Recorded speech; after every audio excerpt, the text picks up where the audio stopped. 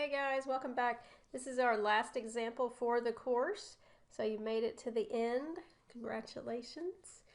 On this one, what we're going to do is still distributed loading, and we're going to find the resultant force of the loading and then its location measured from point A, which is over here. Now this one, notice we're starting on the left side with a loading of 1,000 newtons per meter. We're ending up at 2,024 newtons per meter. This length here is 8. And here is our function. So we've got a cubic function that's given. Now this one, you're not really going to be able to use the same method we used in that last problem. The last problem that we did, we could easily figure out a rectangle and then there was a triangle sitting on top of it. So we could use the composite body method. Here, you're not really going to be able to do that because we don't have easy to find shapes. All right, so you could always find a rectangle here, but then you're stuck with the one on top. So composite bodies is probably not what you want to do here. So I'll show you how to use the integration equation to get what you need. So let's write down our equation for W first. So W equals W naught plus KX cubed. That's what we're going to be working with. And we still want to integrate. We need to find the area under this curve. In order to do that, we need W naught and we need to know what K is.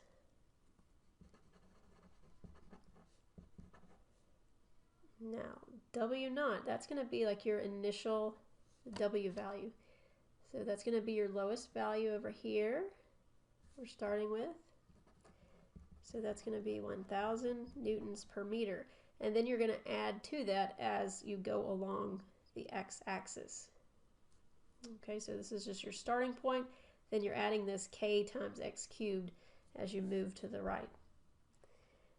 Now K, we need to find K. Can y'all think of how to do that? Think about what you're given in this problem. You've got this starting value for W. You've got the end value for W. All right, so we should be able to use one of these data points to get K. I'm going to go ahead and let's go over to this right side here. So let's look and see what we have. So at this point over here at the end of the beam, W, we're told, is 2,024. So we got 2,024, it's newtons per meter.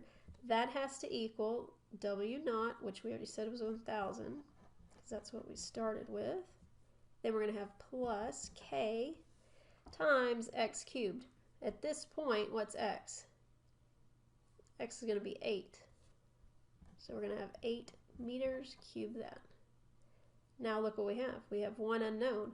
So we can solve for K, which is what we need to do. So K is going to be 2 newtons per meters to the fourth.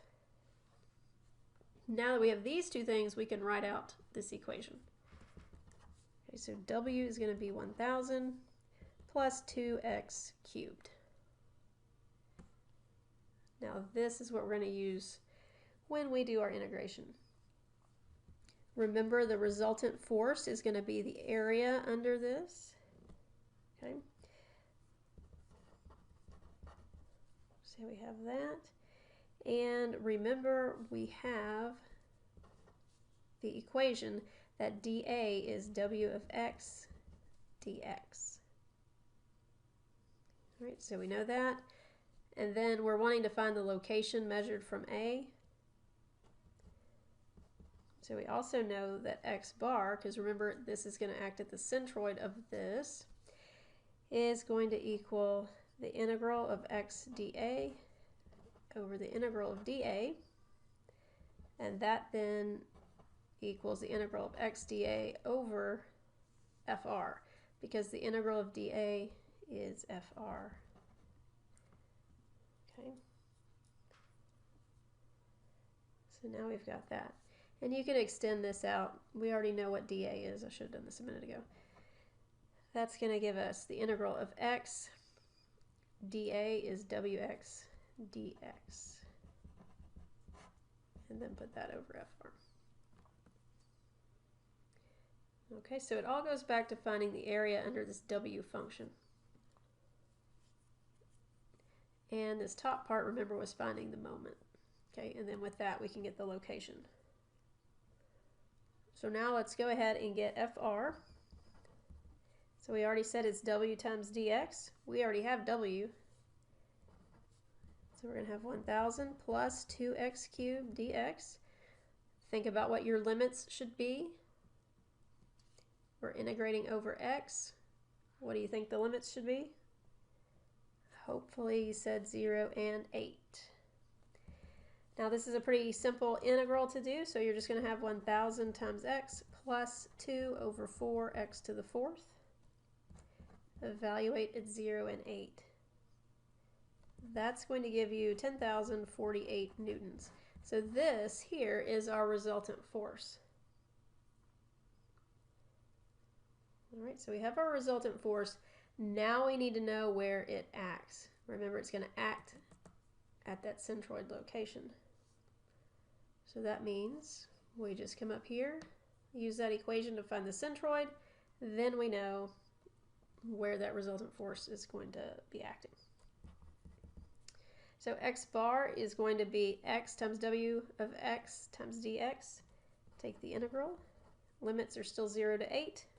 So we'll have x times the 1000 plus 2x cubed dx. Put that over FR.